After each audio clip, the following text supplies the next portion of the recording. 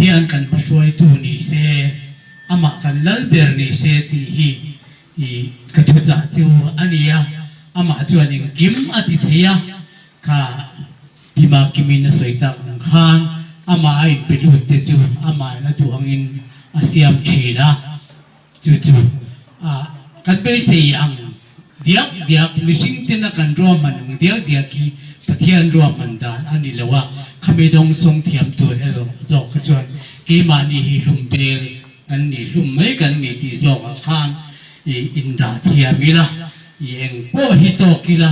eng po lo seng sila lungoi ta ka to tan te po hi dir thiam zo kila ti hi kari ro hian a oma chu bang chun lungoi zel ka ching ta ti kha an lo phuang deu khan lungoi hi tumila hausak ringot hi lungoi na hi ani lo ti hi ke ma hian ka chianga mi hausa ti hi nui don se ke chu nui phak china om don lo ma se enga tinge ka lui chin ka lim chin mo chu bang chuan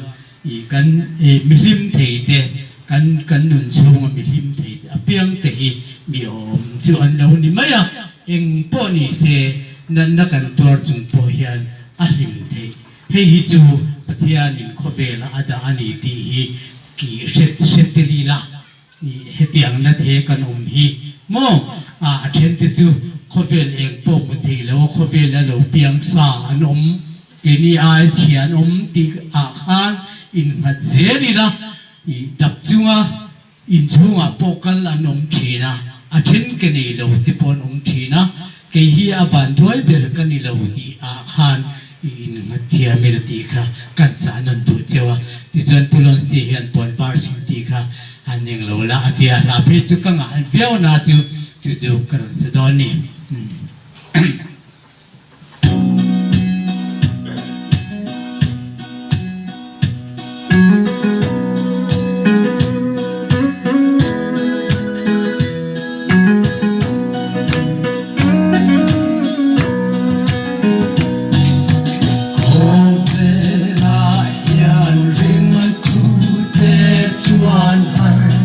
Sakna kan to kina kan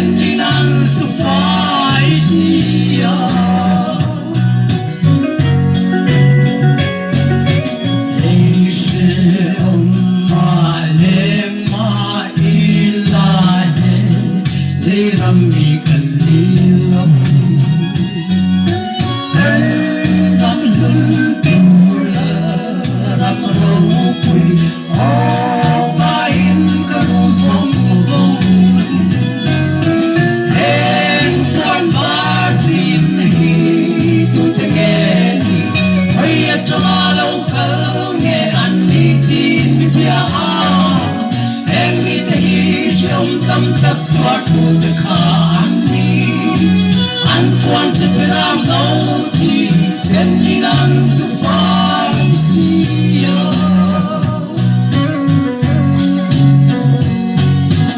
Eise amma le ma ilahe le rambi kanila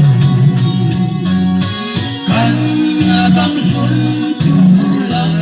adam ro o ngain ka rum phong phong em Puanvar sin hi tu te ne hoi chama lo kal nge an ni tim ni pia a em ni te hi jam tam tak tua tu te kha an ni an Puan te peram no ti sen ni lan su fai sia em Puanvar sin hi tu te nge hoi chama lo kal nge an ni tim ni pia a em ni te hi jam tam tak tua tu te kha an ni an Puan te peram no ti sen ni lan su fai sia